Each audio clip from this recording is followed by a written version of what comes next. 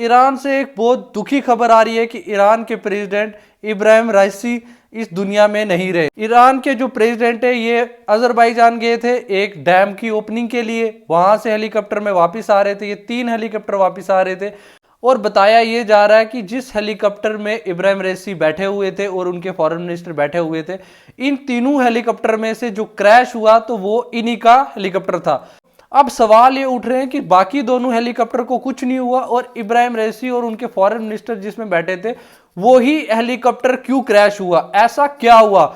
आपको बता दूं इसमें जो सबसे पहला शक जा रहा है वो जा रहा है इजराइल पे। इजराइल के आपको पता है कैसे रिलेशन रहे ईरान के साथ। कुछ दिनों पहले ही तो ईरान ने उन पे स्ट्राइक की थी और फिर इजराइल ने भी अपना वो बैक अटैक किया था। तो ये आपको पता है एक वॉर सी चल रही थी इन दोनों के बीच में। और जब ईरान के प्रेसिडेंट का हेलीकॉप्टर जो है वो क्रैश हो जाता है तो वो मिसिंग रहे, 17 घंटे तक वो मिसिंग रहे और रात भर लोगों ने दुआएं की हैं। ईरान के लोगों ने, तमाम बाकी देशों के लोगों ने ईरान के प्रेसिडेंट के लिए, इब्राहिम रईसी के लिए दुआएं की हैं कि वो अभी मिले नहीं थे तो सब चाहते थे कि वो सेफली मिल जाए, वापस आ जाए, उनको कुछ ना हो। तमाम लोगों ने दुआएं की हैं। ये आप पिक्चर्स देख सकते हैं, ऑल ओवर इंटरनेट पे फैली हुई हैं कि तमाम लोगों ने दुआएं की हैं। और आपको बता दूं 17 घंटे तक रेस्क्यू टीम उधर लगी रही है। तमाम लोग ढूंढते रहे कि जो इब्राहिम रईसी हैं कि मिल जाएं, क्या है क्या नहीं है।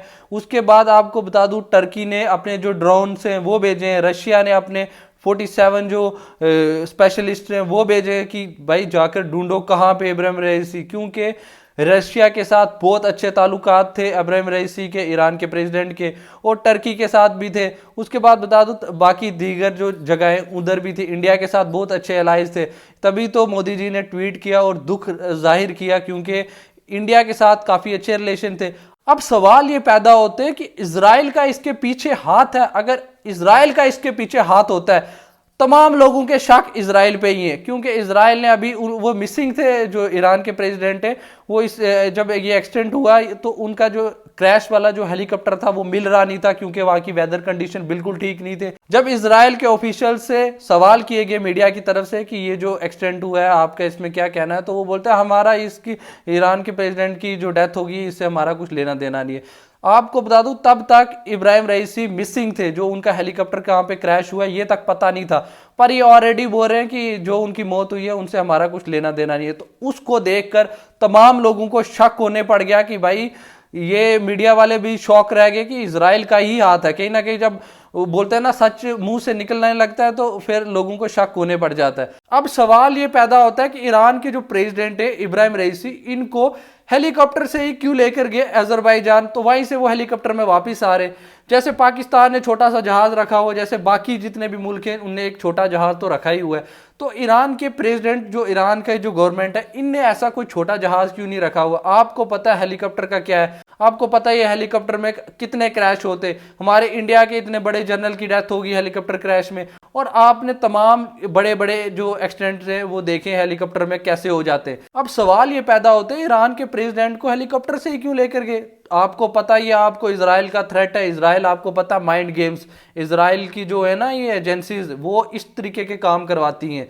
तो शक तो सबको इजराइल की तरफ है।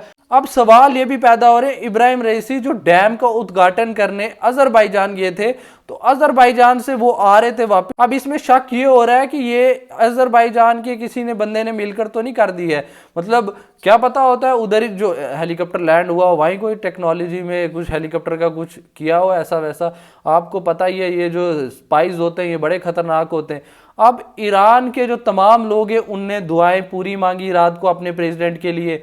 अब सब ने अपनी जितनी दुआएं थी तमाम लोगों ने दुआएं मांगी, हर जगह से दुआएं आई उनके लिए। अब ईरान के लोग दुखी हैं क्योंकि उनके प्रेसिडेंट की डेथ हो गई है, उनके जो फॉरेन मिनिस्टर है उनकी मौत होगी और 7 लोग जो थे उनकी मौत हो गई है इस बड़े दुखदायक एक्सीडेंट में। और आपको बता दूं इस रेस्क्यू मिशन में सबसे बड़ी कामयाबी जो की है वो है टर्की के ड्रोन ने। जो टर्की ने ड्रोन भेजे थे आपने, उनने ये क्रैश साइट जो है वो ढूंढ ली है। ये आप देख सकते हैं पिक्चर्स में भी कि कैसे टर्की के ड्रोन ने ये वाली क्रैश साइट ढूंढ ली। तमाम ईरान की जो रेस्क्यू टीम्स थी वो लगी हुई थी ढूंढने में, ड्रोन्स, हेलीकॉप्टर्स, हर किसी तरीके की कोशिश की जा रही थी इनकी जो साइट है वो ढूंढने की कहाँ पे क्रैश हुआ है। तो क्योंकि वेदर बड़ा खराब था, तो काफी देर के बाद इनकी जो क्रैश साइट है वो टर्की के ड्रोन ने ढूंढ ली। तो उसके बाद पता चला गया, ये आप पिक्चर्स देख सकते हैं, वो उस साइड से इब्राहिम रईसी की आई गेस उन्हीं की ये बॉडी है जो उठा ली है।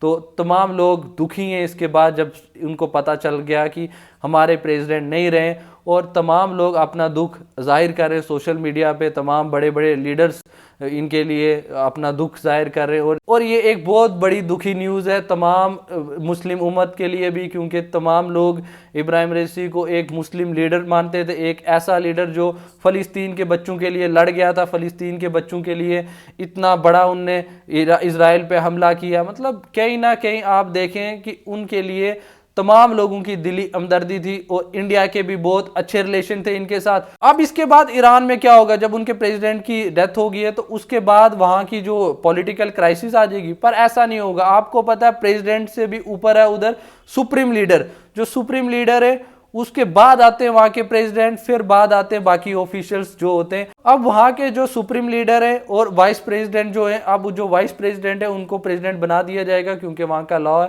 जो वाइस प्रेसिडेंट है उसको प्रेसिडेंट बना दिया जाता है। तो उसके बाद आपको बता दूं कोई पॉलिटिकल क्राइसिस नहीं होंगी। अब आगे देखना यह है कि अगर इजराइल की इसमें साजिश होती है तो ईरान अगर कुछ सबूत मिलते हैं, या फिर ईरान तो भाई आपको पता है छोड़ने नहीं वाला, क्योंकि उनके एक इतने बड़े लीडर को मारा जाता है अगर ये एक्सटेंट नहीं है। अगर इजराइल की इसमें मुलविस है, इजराइल मुलविस है, तो फिर आपको पता अब आगे देखने का ये है सवाल कि फिर आगे क्या होगा। आप सब हमारे साथ जुड़े रहे, हम इसमें आगे जरूर बात करेंगे, और आप सबका बहुत बहुत शुक्रिया मेरी वीडियो देखने के लिए।